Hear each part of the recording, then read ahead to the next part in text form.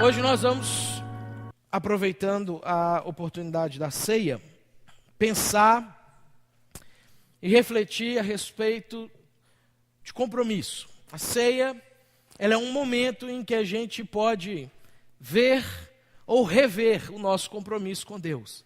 É uma oportunidade que tradicionalmente a gente tira para poder avaliar como é que está o nosso compromisso com Deus, como anda a nossa vida espiritual, como andam as decisões que a gente tem feito em relação àquilo que a gente entendeu do Evangelho, aquilo que a partir de Jesus chegou até nós e de alguma maneira nos impactou, de alguma maneira mexeu com a gente entendendo a questão da salvação, percebe que somos salvos pela graça, não podemos fazer absolutamente nada para adquirir a nossa salvação. Isso acontece única e exclusivamente porque um dia Jesus, ele decide entregar a sua vida, partir a sua carne, derramar o seu sangue voluntariamente, para que a nossa carne, o nosso sangue não precisassem ser partidos. No entanto, uma vez que ele faz isso, ele propõe para a gente, a partir dos seus discípulos e todos os discípulos que viessem a crer nele após isso, que assumissem ou reassumissem um compromisso com Deus. Assumissem ou reassumissem uma vida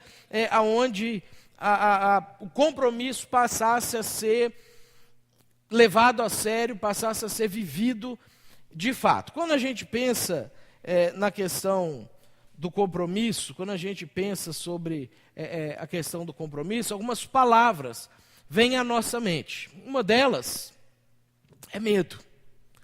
Tradicionalmente, nós temos medo de compromisso. Quando a gente pensa em assumir um compromisso, a gente normalmente começa a pensar em todos os desdobramentos daquilo e se nós vamos ser capazes de honrar aquilo ou não. E é por isso que às vezes a gente foge de compromisso.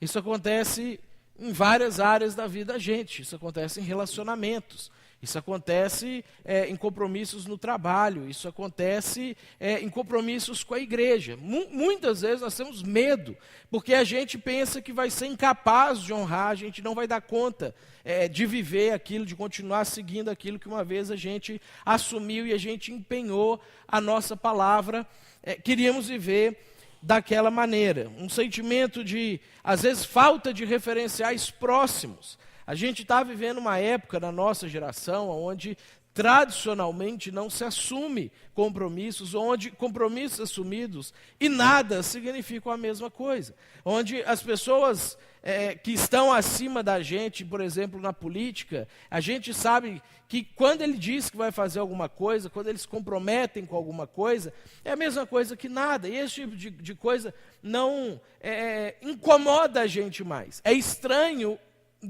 na realidade, é que alguém cumpra o compromisso, que alguém cumpra de fato aquilo que disse que ia fazer. Então, a gente também perde referenciais de pessoas próximas a nós, ou pessoas que nos inspiram, que assumem compromissos e vivem os compromissos. E como a gente vê que na grande maioria das vezes as pessoas não honram os seus compromissos, nós passamos a ter medo de assumi-los, porque a gente pensa que não seremos capazes de honrar os nossos compromissos também. Outra palavra que surge quando a gente pensa sobre compromisso é ansiedade, porque compromisso implica que você vai caminhar por muito tempo vinculado a alguém ou vinculado a alguma coisa, ou até mesmo vinculado à sua palavra.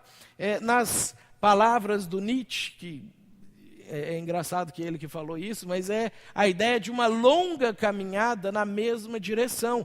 E isso assusta a gente, porque nós não estamos acostumados a durar em quase nada na vida da gente. Nós somos acostumados a ficar mudando, a gente é acostumado a fazer um negócio aqui, e daqui a pouco, se isso não está interessando, a gente faz um outro negócio ali, e isso acaba gerando ansiedade, porque você pensa, puxa, eu vou ter que ficar o resto da minha vida, ou tantos anos, ou tantos meses, sei lá qual o tipo de compromisso que você assume, vinculado a isso, e isso começa a gerar ansiedade em nós. Outro sentimento associado é o sentimento de peso.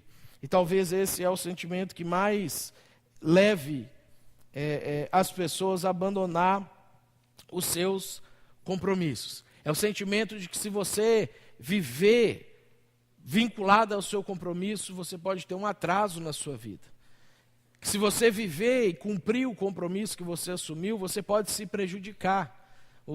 Para mim, uma das expressões mais interessantes que tem nos Salmos como um todo é o Salmo 15, quando vai falando sobre, eu sempre falo isso aqui na igreja, que é um salmo que me chama muita atenção, quando ele fala assim, quem vai habitar no Monte Santo do Senhor? Aí ele faz uma lista de pessoas que serão, talvez de alguma maneira, dignas de estar no Monte Santo do Senhor, ou talvez a maneira como Deus está preparando as pessoas para estar com eles. Aí uma das características que é colocado lá é aquele que jura com dano próprio e não se retrata. Aquele que uma vez que se comprometeu, ainda que venha a sofrer um prejuízo em relação àquilo ali, ele honra o seu compromisso da mesma maneira. No entanto, a gente às vezes sente peso, justamente por causa disso. Levar o compromisso para frente pode trazer graves prejuízos para a vida da gente. Quando a gente olha para o tempo que a gente está vivendo, a gente descobre que essa coisa de caminhar muito tempo dentro de um compromisso assumido não é o que define a nossa geração. Quando a gente pega o soneto de fidelidade do Vinícius de Moraes, é muito interessante, a partezinha final dele a gente sempre conhece, ele coloca da seguinte maneira, falando quando ele morreu, ficar sozinho, ele diz assim, e assim, quando mais tarde me procure, quem sabe a morte, angústia de quem vive, quem sabe a solidão, fim de quem ama, eu possa lhe dizer do amor que tive, que não seja imortal, posto que é chama, mas que seja infinito enquanto dure. Essa maneira como ele define no final do soneto, muitas vezes é a maneira como a gente enxerga os nossos compromissos. Nossos compromissos, eles vão ser infinitos enquanto durarem.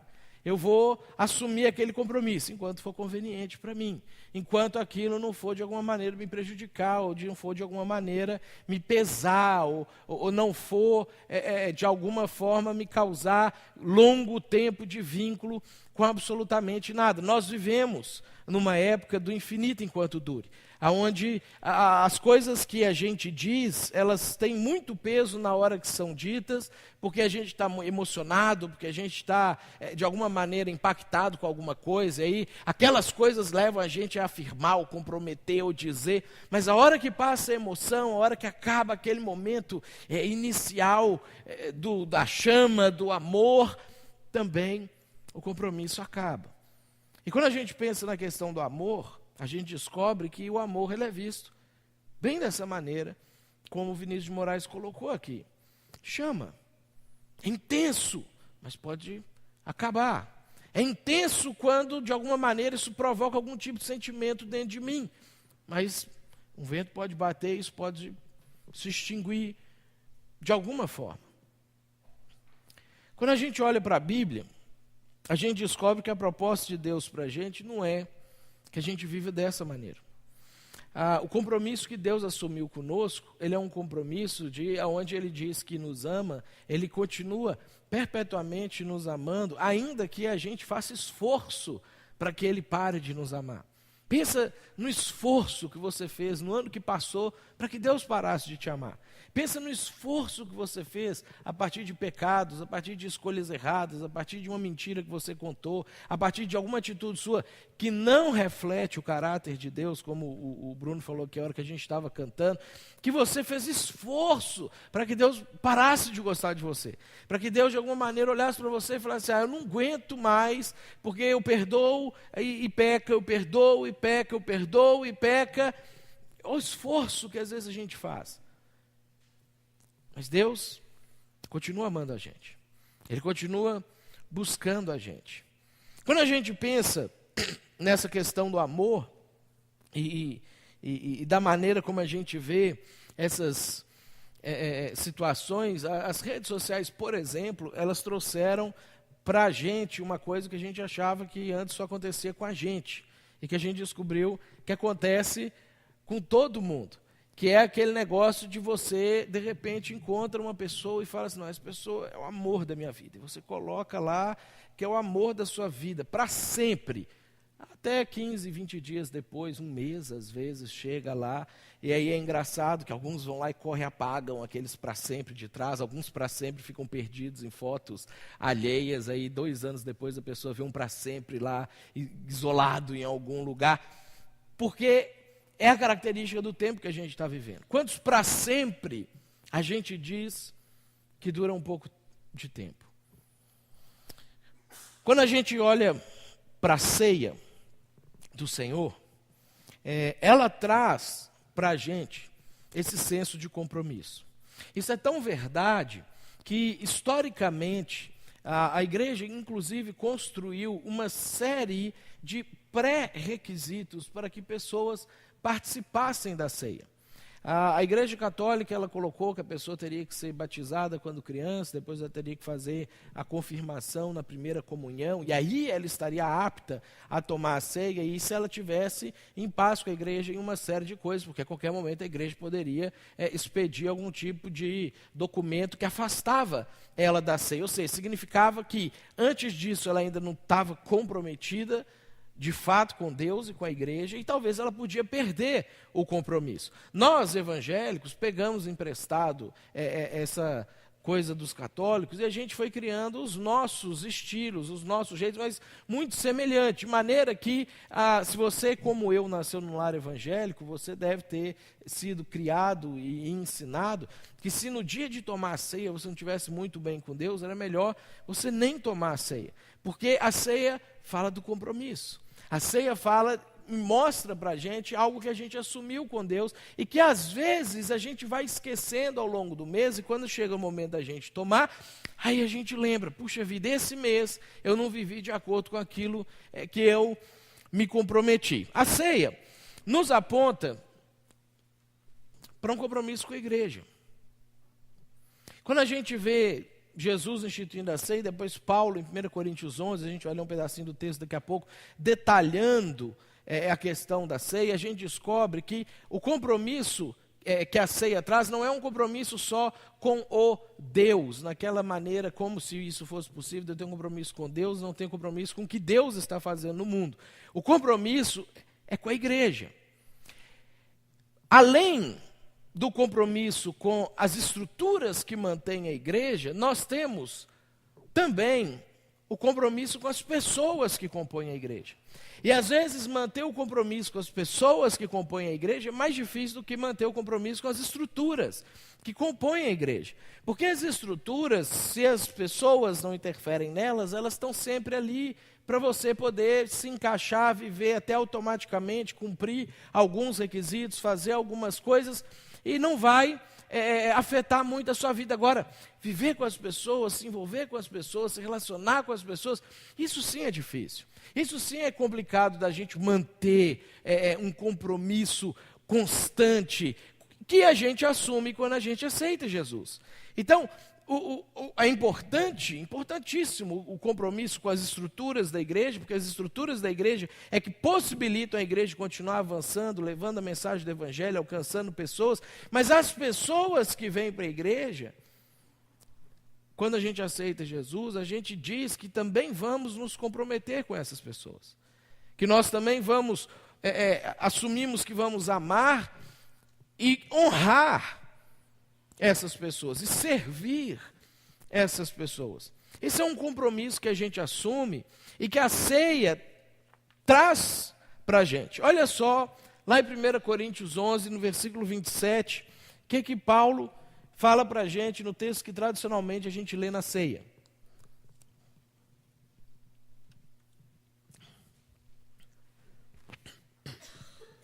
Primeira Coríntios 11, 27.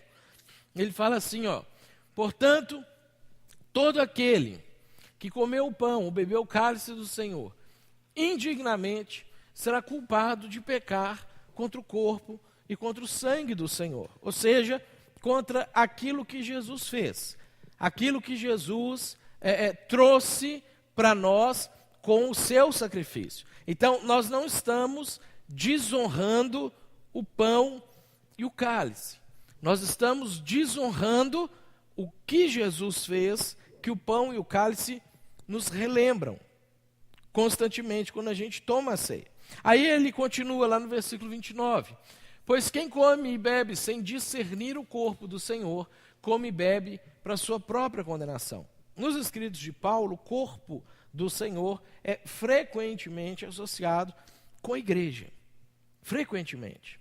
Ou seja, e daqui a gente pode trazer uma série de desdobramentos com relação à igreja, mas eu quero que a gente foque hoje a questão do compromisso que a gente assume com a igreja, do compromisso que a gente assume com o corpo de Jesus, com o grupo de pessoas que aceita a mensagem do Evangelho também junto com a gente e que faz com que seja impossível que a gente viva uma vida cristã sadia sem estarmos relacionando de maneira compromissada com as pessoas que fazem parte daquilo ali. Estar comprometido com o corpo não é evangelizar. Evangelizar é importantíssimo. Estar comprometido com o corpo não é somente frequentar a reunião. É importantíssimo isso também. Mas estar comprometido com o corpo é a gente estar comprometido com as pessoas que aceitaram a mensagem do Evangelho. E aí isso é extremamente complicado. Você vê que a própria maneira como a gente formata as nossas reuniões, a gente se sente mais confortável de ter culto, historicamente são modelos onde a gente não precisa ter grandes relacionamentos com as pessoas. Pensa na época em que as pessoas frequentavam os cultos no início da igreja. Nesses momentos aqui, eles viviam debaixo de perseguição, eles tinham que fazer essas coisas, essas reuniões deles escondidos. Então, muitas vezes, eles se reuniam durante um sábado à noite e passavam a noite inteira e às vezes a madrugada inteira reunidos, jantando juntos e conversando sobre as coisas do Evangelho. E aplicando as coisas do Evangelho à vida deles. Então, eles viviam um relacionamento próximo como a gente consegue viver meses sem ter com nenhuma pessoa. Eles viviam isso entre todos eles. Todas as semanas eles tinham no mínimo uma reunião dessa maneira. Eles viviam uma vida verdadeiramente de comunidade. A ideia de comunidade, ela é uma ideia que nós perdemos, inclusive nos meios sociais, porque o que nós chamamos de comunidades hoje, como reuniões de bairro e coisas assim, não tem mais a mesma conotação que tinha quando a gente, ou as pessoas lá para trás, usavam a expressão comunidade, porque antigamente, quando eles moravam nas fazendas, moravam nos sítios, moravam no campo, e eles viviam dentro da comunidade deles, todos eles se conheciam, todos eles participavam da vida um dos outros, trocavam suas coisas, o que sobrava do que um plantava, do que sobrava do que o outro matava do gado dele, e conseguiam e viviam uma vida, de fato, em comum. Diferente daquilo que a gente experimenta hoje. Então, além dos problemas naturais da vida em comunidade, nós precisamos fazer um esforço para a gente resgatar uma coisa que nós nunca experimentamos. Que nós nunca tivemos uma outra forma de comparar com outro lugar que não seja na igreja. Pensando sobre isso, nós temos um texto interessante onde Pedro traz as suas percepções sobre o nosso compromisso com a igreja. E aí ele ensina alguns passos práticos que podem ajudar a gente a gerar ou reaver esse compromisso, ou avaliar como está o nosso compromisso com Deus. Lá em 1 Pedro, capítulo 2, a partir do versículo 1.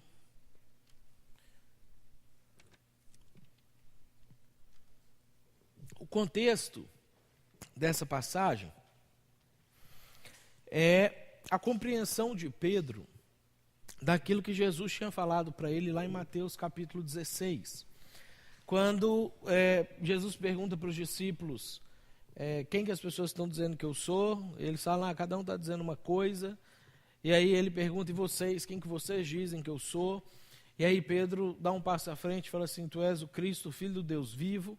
E aí quando Pedro faz essa declaração, Jesus vira para Pedro e fala assim, Pedro, você é uma pedra, sobre essa pedra eu edificarei a minha igreja, as portas do inferno não vão prevalecer contra ela. Eu vou te dar as chaves do reino dos céus, que você desligar na terra vai ser desligado no céu, que você ligar na terra vai ser ligado no céu. E aí no capítulo 2 aqui dessa passagem nós temos a percepção de Pedro. Esse é um texto muito polêmico na história da teologia da igreja, porque é um texto que a igreja católica usava para apoiar a supremacia do Papa e da igreja católica sobre todos os cristãos, tentando impedir que os protestantes rompessem. Então, para a igreja católica, a pedra na passagem é Pedro, e aí o sucessor de Pedro, que eram os papas, seriam as futuras pedras aonde a igreja estaria sendo edificada. E aí os protestantes, eles, para rebater essa ideia, fizeram uma exegese meio avacalhada do texto e falaram que, na verdade, a pedra nessa passagem era Jesus e que não tem nada a ver com Pedro, para falar que não tem nada a ver com o Papa. Mas, na verdade, Jesus que não estava preocupado com esse tipo de questão, Pedro que não estava preocupado com esse tipo de questão, na fala, Jesus está falando que Pedro é a pedra. Jesus está trazendo Pedro para o compromisso. E aí no capítulo 2, a gente vê lá para baixo no capítulo, que Pedro entende isso. Ele fala assim, não, Jesus é pedra, mas eu também sou pedra, e você também é pedra. É isso que Pedro traz da compreensão no restante do texto. Ele fala, nós, pedras vivas, é que edificamos a igreja. Então depois você pode ler essas passagens para você ver com mais calma, mas eu quero ver o que Pedro falou antes disso, que foi a preparação para que de fato as pedras fossem edificação da igreja. Então lá no versículo 1, no capítulo 2, ele fala assim, e aí a gente tem que lembrar que a Bíblia não foi escrita em capítulos e versículos, isso aqui é um texto inteiro, é uma carta, então está tudo ligado, que depois a gente vai voltar no capítulo 1. Ele fala assim, livrem-se, pois, de toda maldade e de todo engano, hipocrisia, inveja e de toda espécie de maledicência. Quando a gente olha essas coisas que Pedro ele fala aqui, a gente vai descobrir que, na verdade, isso é a maneira como, culturalmente, nós estamos habituados a nos relacionar. Se você pensar nos relacionamentos que você percebeu ao longo dessa semana, no seu ambiente de trabalho, no seu ambiente familiar, às vezes até no ambiente da igreja, você vai descobrir que essas coisas se fizeram presentes nos relacionamentos. Você vai perceber que existia engano, gente mentindo, gente enganando, gente dizendo uma coisa, na verdade era outra, para tentar convencer as pessoas a fazer alguma outra coisa. E tinha gente sendo hipócrita, que falou mal da pessoa para você e depois, na hora que a pessoa chegou, ele sorriu para a pessoa como se fosse a coisa mais bonita do mundo. E a gente vê essas coisas acontecendo. A inveja, pessoas que tomam decisões baseadas no desejo que tem de ter aquilo que o outro tem, não satisfeitos com aquilo que tem. E fica perto da pessoa sorrindo, mas no final acha que aquela pessoa não merece ter o que tem, que quem merece ter é você. E toda espécie de maledicência. Fala mal. A nossa cultura de relacionamentos, ela é assim. Isso aqui é o que expressa, que Pedro trouxe para a gente, que expressa como que a gente se relaciona naturalmente. Você não precisa fazer força para isso aqui acontecer. Você não precisa acordar de manhã e falar, hoje eu vou falar mal de alguém. Você não precisa fazer isso. Se você viver naturalmente o seu dia, você consegue no final do dia ter falado mal de pelo menos uma pessoa com muita tranquilidade. Então a primeira coisa que a gente percebe aqui é que nós precisamos abandonar a maneira como a nossa cultura enxerga compromisso com as pessoas. Porque a nossa cultura enxerga o compromisso assim. Você faz o compromisso quando ele for conveniente para você, e você exige o compromisso quando ele for conveniente para você. Agora, quando não for conveniente, você tem à sua disposição todas essas coisas. Pedro fala, você precisa se livrar disso. Você precisa abandonar isso. Você precisa intencionalmente mudar a maneira de enxergar relacionamentos e de viver relacionamentos na sua vida, no seu dia a dia e principalmente no contexto da igreja. Porque Pedro está falando como é que a gente vai conseguir edificar a igreja de Jesus. Como é que a gente vai conseguir construir a igreja de Jesus. E essa era a preocupação de Paulo também lá no texto de 1 Coríntios 11. Se você ler toda a carta de Coríntios, você vai descobrir que essa era a preocupação dele. Aí, continua no próximo versículo. Pedro diz assim: como crianças recém-nascidas, desejem de coração o leite espiritual puro. Ontem a gente, na reunião dos homens e das mulheres, falou um pouco sobre isso, sobre o que que nutre você, que dirige você, que aconselha você, que guia você. Pedro está falando que nós precisamos desejar ardentemente que aquilo que vem de Deus nutra a gente. É interessante que a palavra que ele usa aqui é a palavra epipotessati, que não é desejo no sentido que às vezes a gente é acostumado a olhar, no sentido de, eu desejo uma coisa, mas só no sentido de cobiça. Ele não usa a palavra para cobiçar aqui. Ele usa a palavra no sentido de um desejo que motiva, um desejo que move você para tomar decisões, para ir para a prática. E é muito interessante a gente observar isso, porque daqui a pouco a gente vai ver outras coisas relacionadas a isso, mas existe uma preocupação muito grande dos escritores bíblicos, principalmente de Pedro e Tiago, de que a gente pegue todo o conhecimento que a gente tem relacionado às coisas de Deus e faça o maior esforço possível para colocar em prática. Existe um interesse muito grande nisso.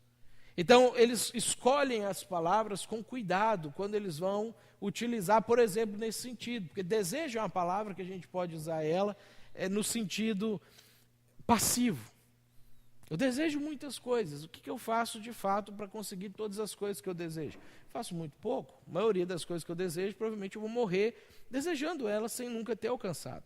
Agora, existem desejos dentro de mim que são os desejos que me motivam a acordar de manhã, que me motiva a fazer o que eu faço, que me motiva a ler o que eu leio, que me motiva a encontrar com as pessoas que eu me encontro. Existe um desejo que me move. É esse desejo, é esse termo que Pedro está utilizando aqui, que ele está trazendo para a gente.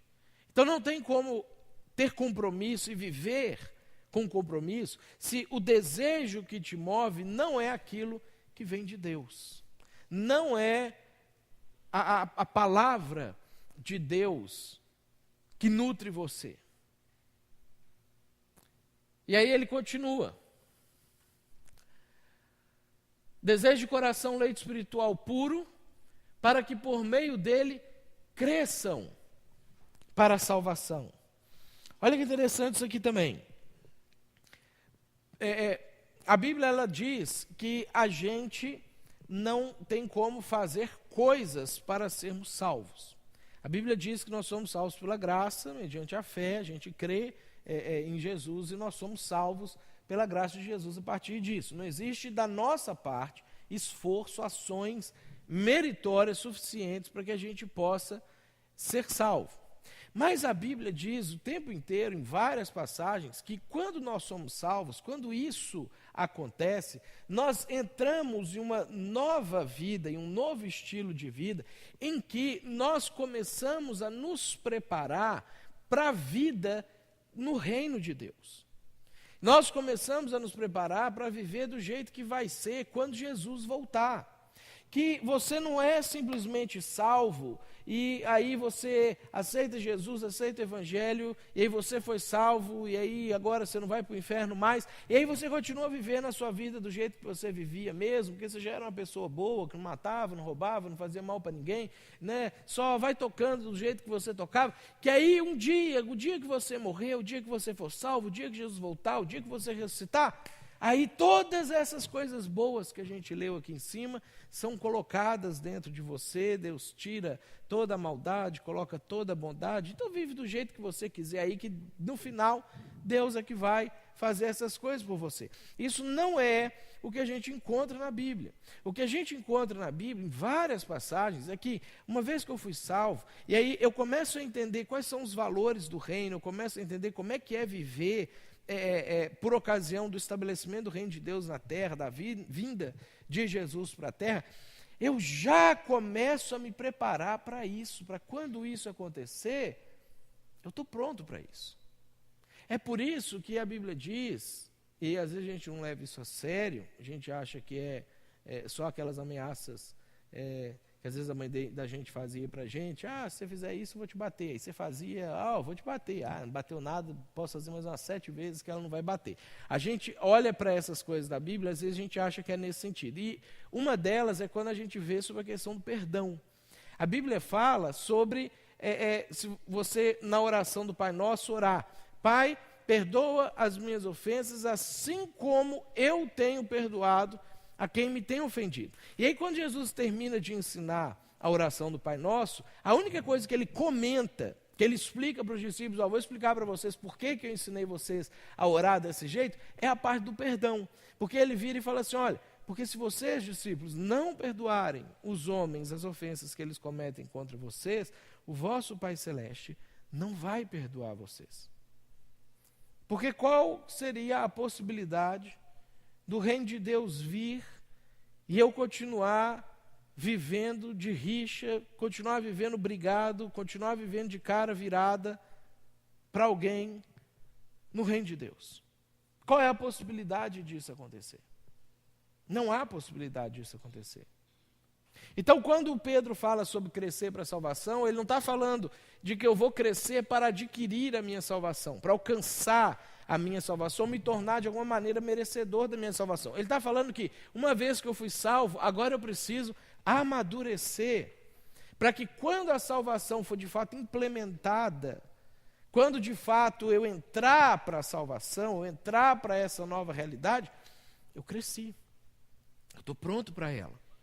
Eu consigo entender os valores do reino fazem sentido para mim, porque eu estava aplicando esses princípios, esses valores na minha vida. Isso gera compromisso. Isso faz com que a gente consiga se comprometer com a igreja, suas pessoas, suas estruturas. Somente pessoas amadurecidas podem assumir e honrar compromissos. É por isso que a gente tem dificuldade de fazer isso na nossa geração. Porque a nossa geração é uma geração marcada pela imaturidade, marcada pelo atraso no desenvolvimento humano, no desenvolvimento emocional, no desenvolvimento do caráter. A nossa geração ela é uma geração onde a gente pega aqueles valores de quando a gente era criança, que a palavra da gente não tinha valor nenhum, você não se preocupava nem um pouco de você falar uma coisa e depois fazer outra. Aquilo não valia nada para você, não te machucava em nada se alguém falasse, você não honra a sua palavra. Você era criança, isso era totalmente sem sentido, e a gente traz isso para a continuidade da nossa existência. Então a gente precisa amadurecer para isso acontecer.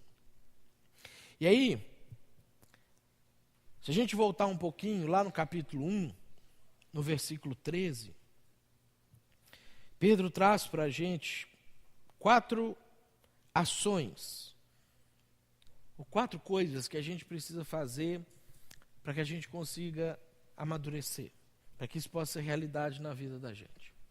Ele fala assim, portanto, estejam com a mente preparada, prontos para a ação, sejam sóbrios e coloquem toda a esperança na graça que lhes será dada quando Jesus Cristo for revelado.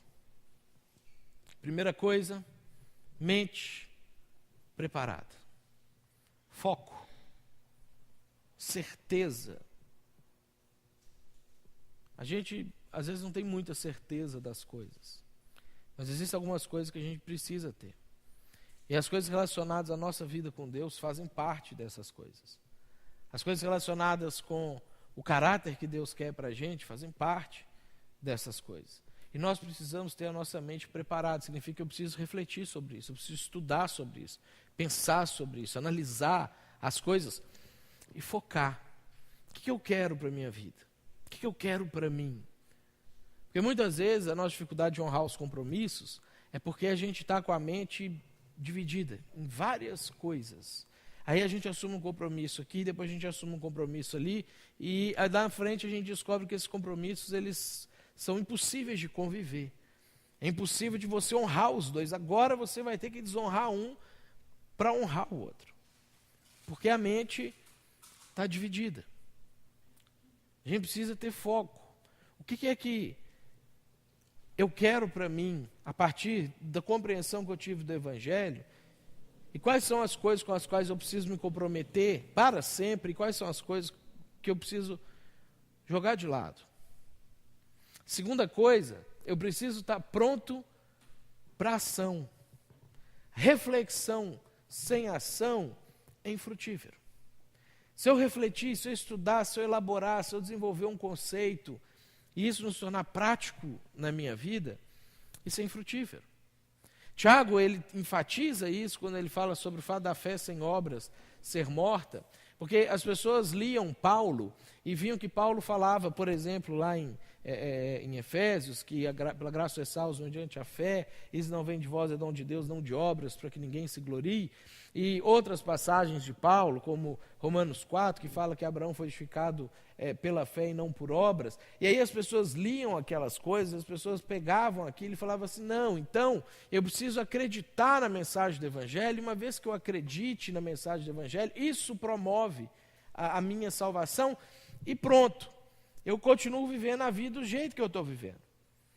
Então é aquele problema que a gente que fala, ou que ensina, ou que prega, que dá uma aula, não sei o que, sempre passa.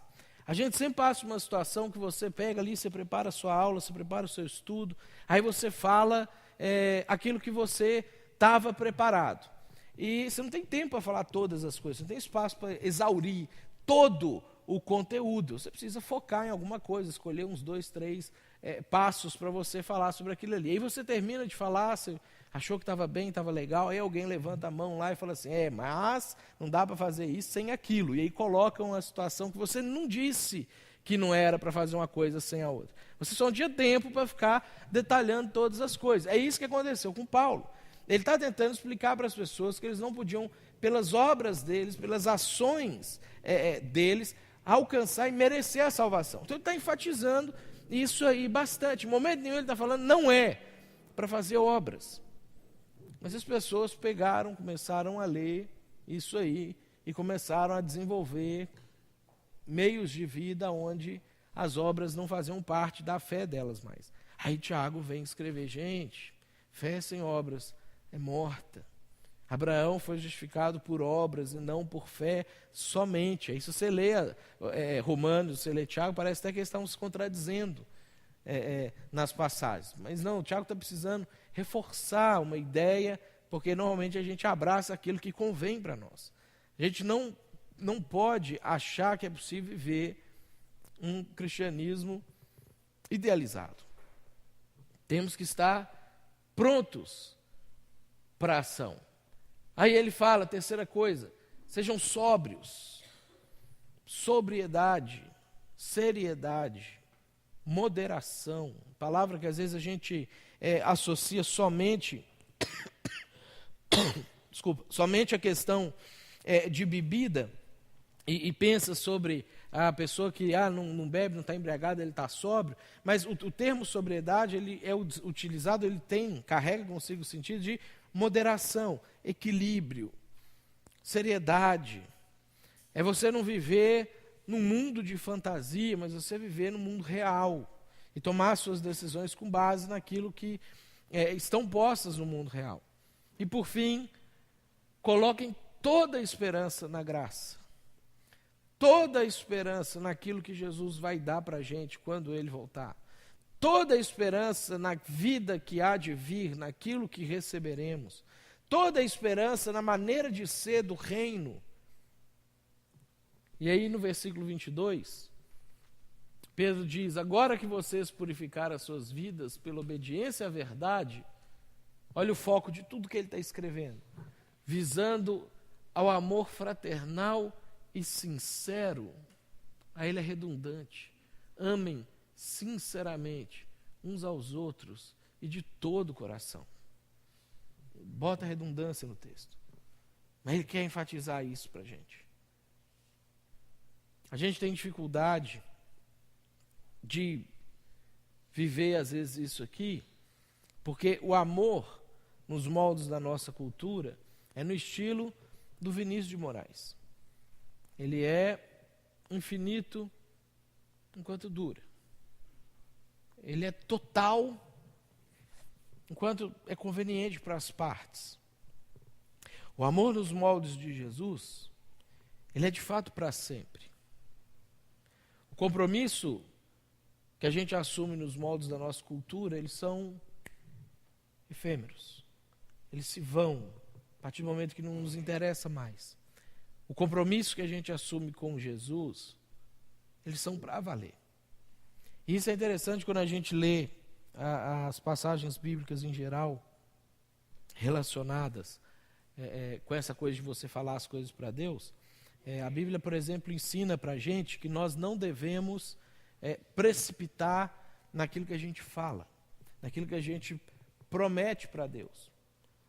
Porque Deus vai tomar conta daquilo que você prometeu para Ele. Mas habitualmente, como a gente vai avançando no tempo, a gente pensa assim, não, mas na época que eu prometi aquilo eu era muito imaturo, naquela época eu não sabia direito, eu não tinha muito conhecimento. Deus vai relevar, porque a gente vai tentando transferir para Deus o jeito que a gente é.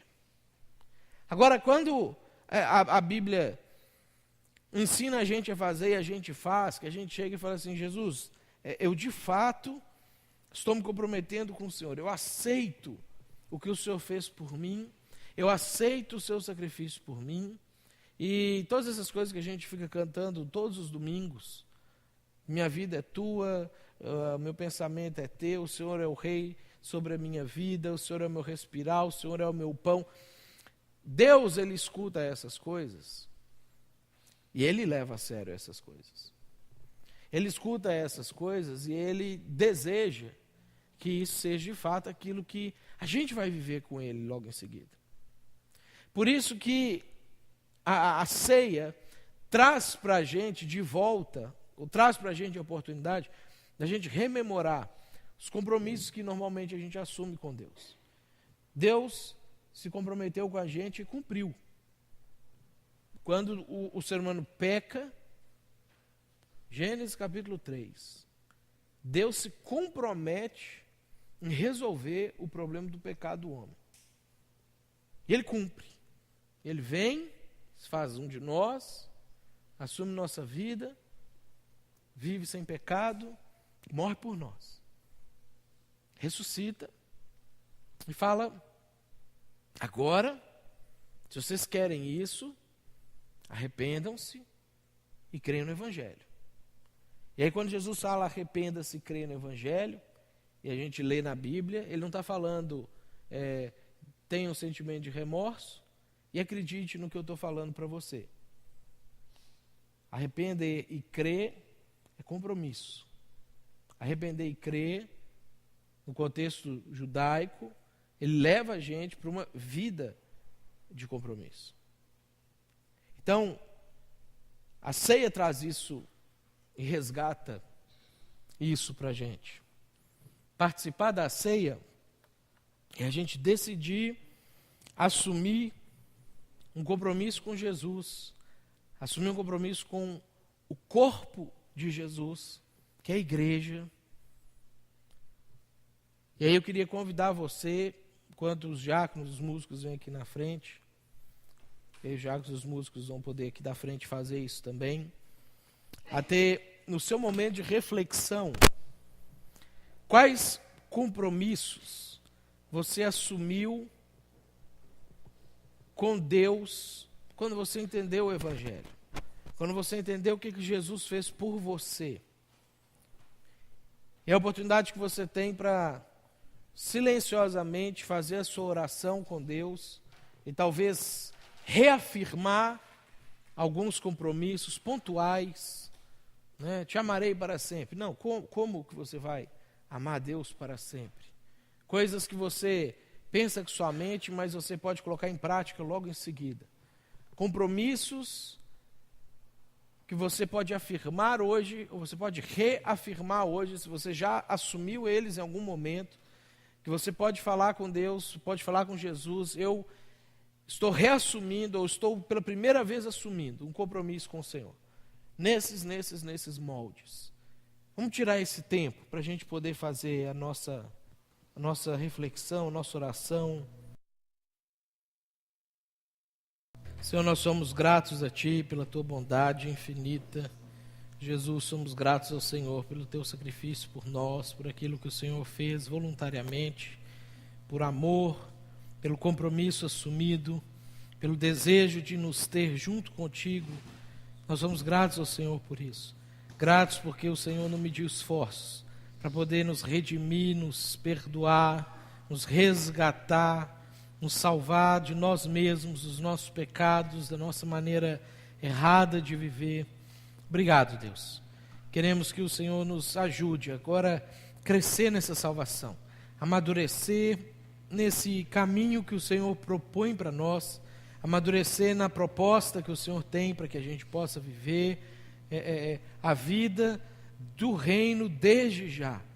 Ajuda a gente com Teu Espírito, com os Teus exemplos, motivando a gente a ler na Tua palavra, a caminhar um com o outro, a conseguir viver dessa maneira, Jesus. Nós somos gratos a Ti e pedimos Sua bênção sobre nós. Que o Senhor nos dê uma semana abençoada, uma semana, Deus, de cuidado, de direcionamento naquilo que a gente precisa fazer, decisões precisam ser tomadas.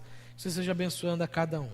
E que o Senhor leve-nos em paz para as nossas casas, debaixo do Teu cuidado, da Tua proteção. Livra a gente de todo mal. Não nos deixe cair na tentação de viver uma vida descompromissada contigo.